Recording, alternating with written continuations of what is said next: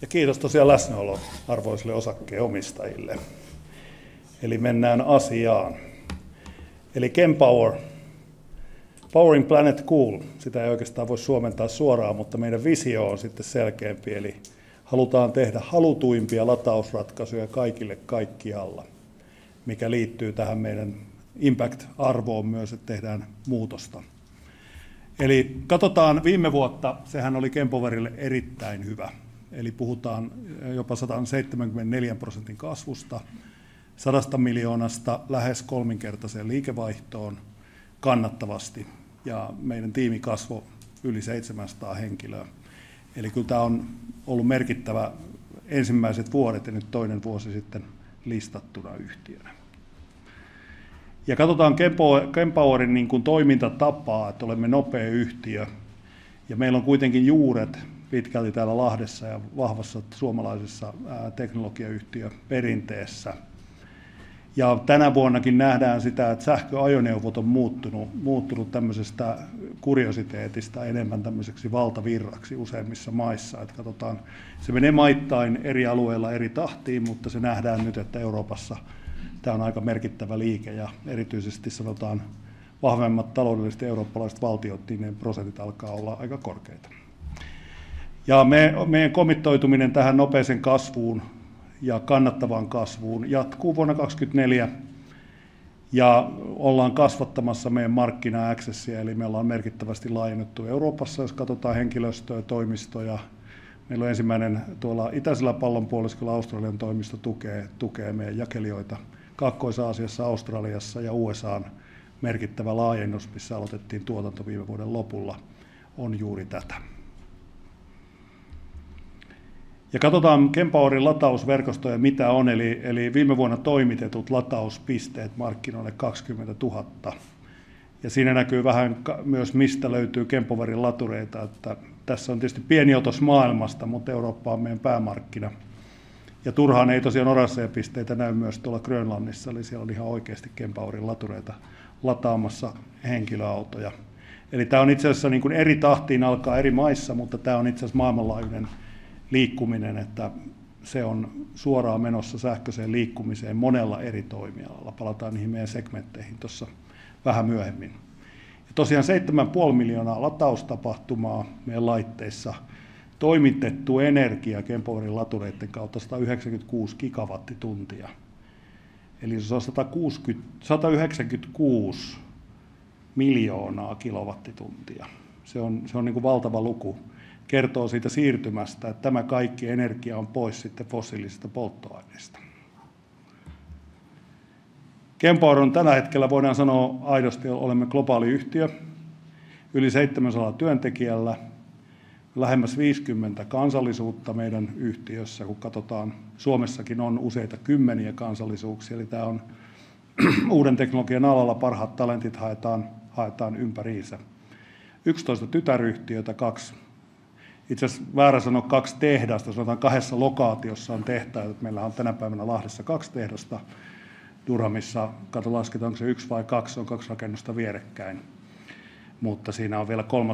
tehdas Lahden suuntaan on sitten tulossa tämän vuoden aikana. Eli siellä ollaan päämarkkina-alueella omalla presenssillä paikallaan ja se on nimenomaan sitä, että me halutaan olla lähellä asiakkaita päämarkkina-alueella, käydä asiakkaan kulttuurisesti ja kielellisesti oikeita asioita. Erityisesti katsotaan tätä, sanotaan hyötyajoneuvojen liikuntaa, niin siellä on paikallisia sopimuksia, puhutaan julkisliikenteestä tai logistiikasta. Katsotaan Kempowerin tuoteportfolio.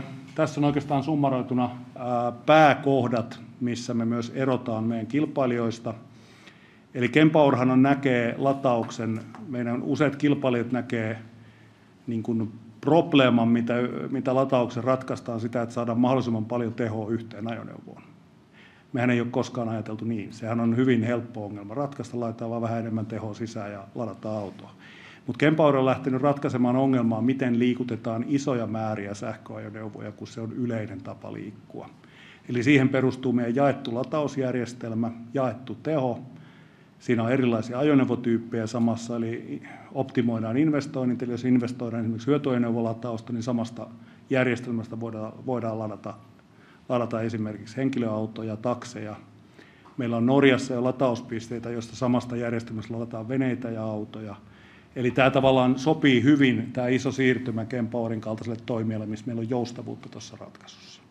Se on myös myöhemmin kasvava järjestelmä, asiakas voi investoida jonkunnäköisen ratkaisun tiettyyn tehoon.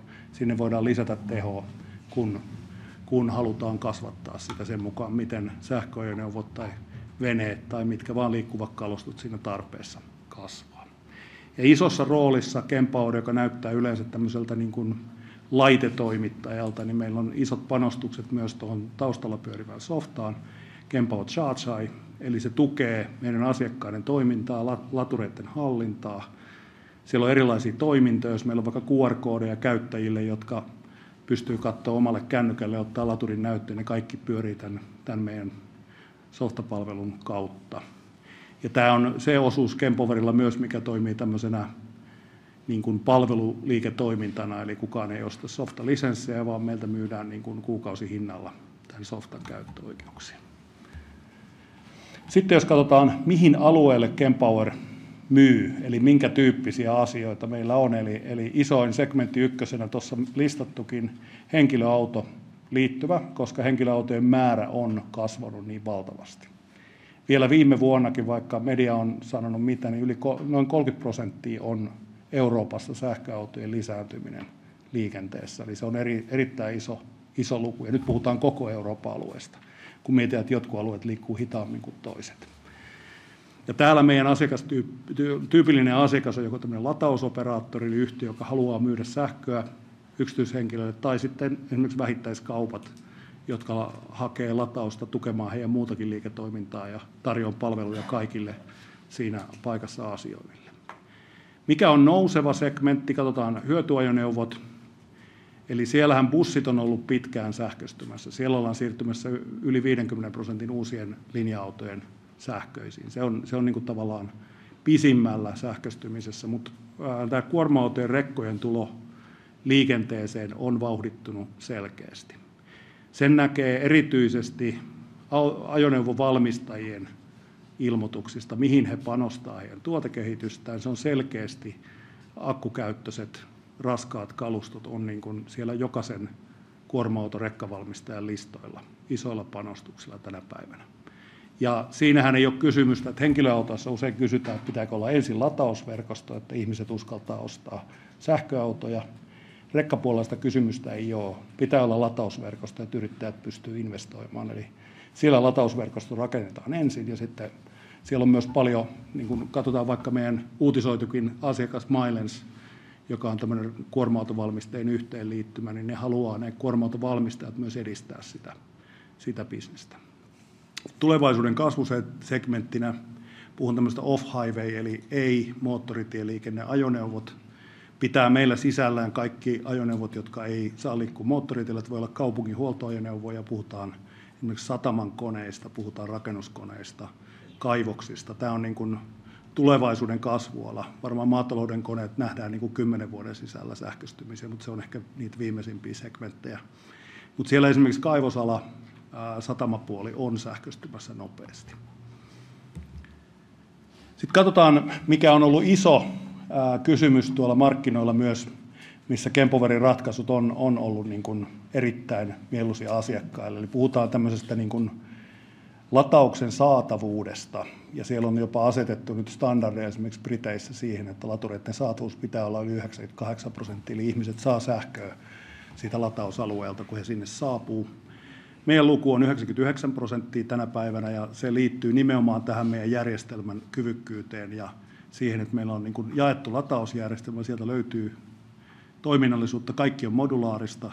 Jos siellä olisi vaikka yksi osa alhaalla, niin siellä on kuitenkin osa sähköstä saatavilla. Siellä on aina se saatavuus, mikä on kaikkein tärkein mittari tuossa, kun lähdetään katsomaan sitä käyttömukavuutta sähköautolla, kun liikutaan. Mikään ei ole kurjempaa, jos laturi ei toimi, kun keskellä yötä johonkin saapuu.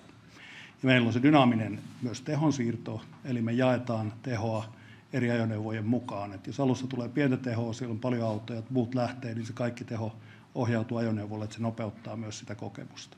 Ja meidän asiakkaan kannalta ne saa sen investoinnin parhaiten sähkön myytyä. Ja silloin päästään nimenomaan tuohon korkeaseen saatavuuslukuun. Ja tulevaisuudessa katsotaan koko markkinan kehittymistä, niin sehän näyttää erittäin hyvältä. Eli katsotaan markkinan kasvua suoraan ajoneuvojen kasvun kautta. Katsotaan ajoneuvovalmistajien panostuksia, erityisesti tuolla raskaassa kalustossa, mikä vaikuttaa asioihin. Eli meillä on kasvutavoite ja yritys pysyy kasvupolulla, eli meidän pääfokus on kasvu edelleen. Eli me haetaan meidän yrityksen niin kuin laajentumista, katsotaan uusia markkina-alueita. Meillä on nytkin jonkun verran resursseja jo katsomassa niin kuin Euroopan ja Amerikan meidän päämarkkina-alueiden ulkopuolelle, mitä siellä tapahtuu, että me oikeasti tiedetään oikea-aikaisuutta. Mielenkiintoisia alueita on esimerkiksi Kaakkois-Aasian markkinat, Japani, Korea, Lähi-itä, mitä näillä alueilla tulee tapahtumaan. Ja sitten tietysti kasvatetaan tätä meidän painopisteitä, että uusimpina ehkä toi Pohjois-Amerikan panostus, missä on nyt jo yli 100 henkilöä töissä. Meillä on tehdas käynnissä. Ja uusimpana kerrottiin myös meidän Saksan tämmöisen, sanotaan niin kuin Experience Hubin tai tämmöisen eksperttikeskukset. Me avataan Düsseldorfiin nyt isompi keskus, missä tuetaan saksankielisen markkinan edistymistä. Uuden teknologian tulo, eli meillä on myös organisaatiota ajettu uudestaan, että me taataan organisaatiossa se, että innovaatiot, tutkimus nivotaan suoraan meidän tuotekehitysputkeen. Eli tämä ei ole missään tapauksessa valmis markkina, kun katsotaan teknologiapuolelta.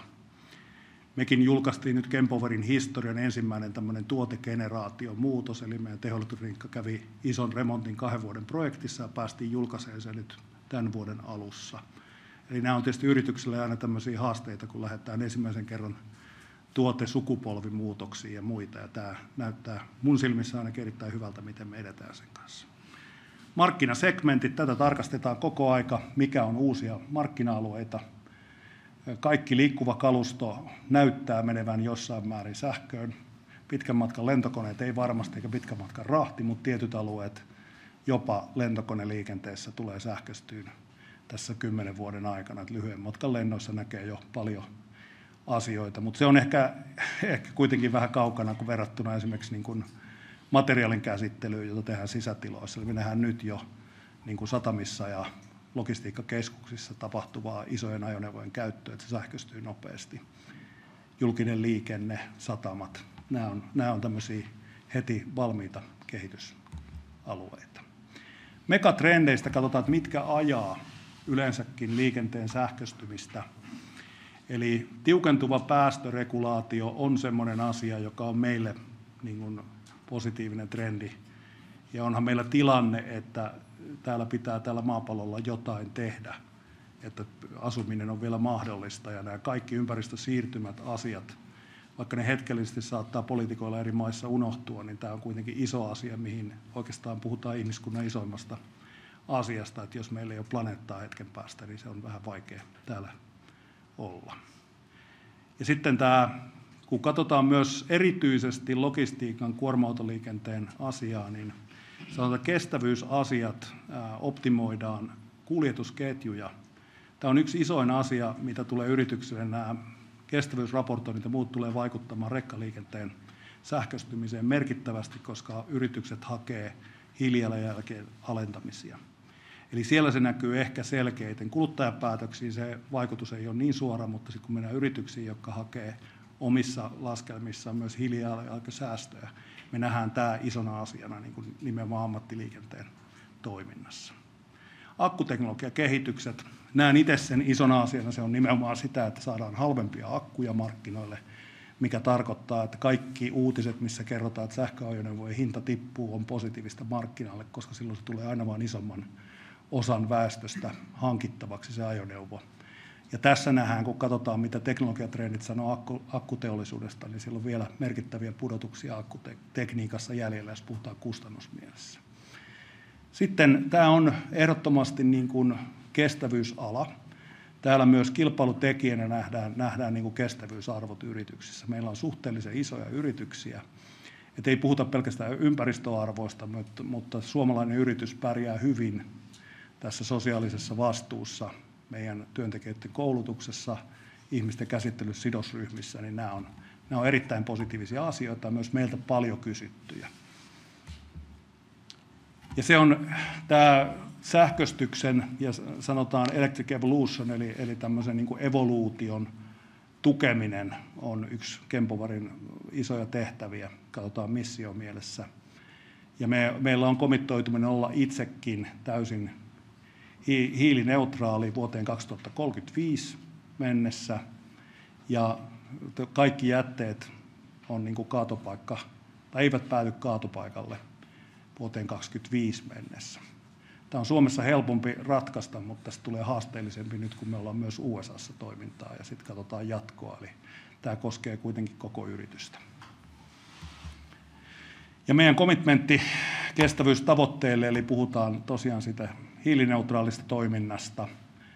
Katsotaan meidän niin kuin tavoitteissakin, meillä on myös ihan johdon kannustimina löytyy niin kuin hiilijalanjäljen vuosittaisia laskuja.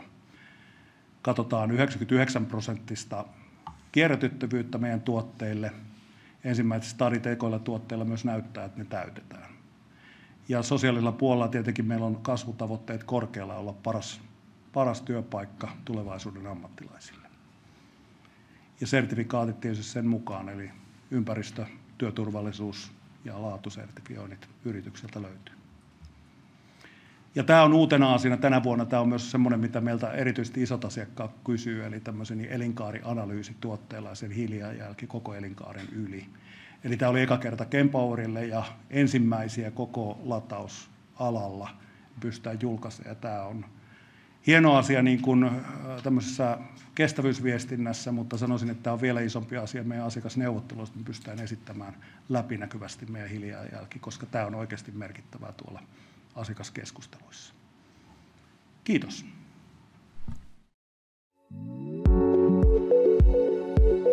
I think fast food chains are excellent partners for charging point operators such as Recharge. We know from our customer feedback surveys that two of the things that our customers value the most are ability to get food fast and then possibility to use the toilet. And those are obviously the services provided by fast food chains. This location is excellently located very near the airport, but on the city side. This is especially convenient for taxis who obviously often go to the airport and for whom it's very convenient to have something fast to eat and also charge fast. I'd say the core feature or functions of our network are that it's very fast, reliable and easy to use. We need to have a partner that can support our growth. We have thousands of chargers and also we plan to be in this business for a long period of time. So it's not only the products today, but also the products tomorrow, our partners' ability to support us in our growth in terms of having new innovative products, but also availability of spare parts and the support we receive in case we need it. The product is unique, it's very easy to use. Customers like the sleek design, they like the screen, the ability to monitor the charging progress from their mobile phones. So I'd say it's a combination of having a solid company background and having great products. From an operator's perspective, the scalability of the solutions, meaning that we can build bigger charging site at lower cost and also expand them more easily. Another important aspect is that in some cases we have partners with very limited parking space, and for those cases the smaller satellites can be highly suitable. We have been cooperating since the very beginning. We've liked the ambition, the vision the company had, and also Kempower has delivered. So the product has been as promised or as we expected. They keep the products innovative and Kempower seems to be developing also from the IT side of the business. Based on the customer feedback we have received, I'd say that Kempower chargers have been very successful. The feedback often concerns the speed, but also the usability, how easy it can be to especially stop and start charging or to pay the charging. E-mobility is one of the three key pillars of sustainability. So you need electric vehicles, but you also need sustainable energy production, meaning solar and wind, and then you need storage systems. Charging operators such as Recharge have considerable amount of energy and capacity. So what could and should be done is to also start having some role in electricity markets, meaning that it could be possible to do vehicle-to-grid type of solutions where the batteries of the electric vehicles are used to balance the peak demands of the energy systems.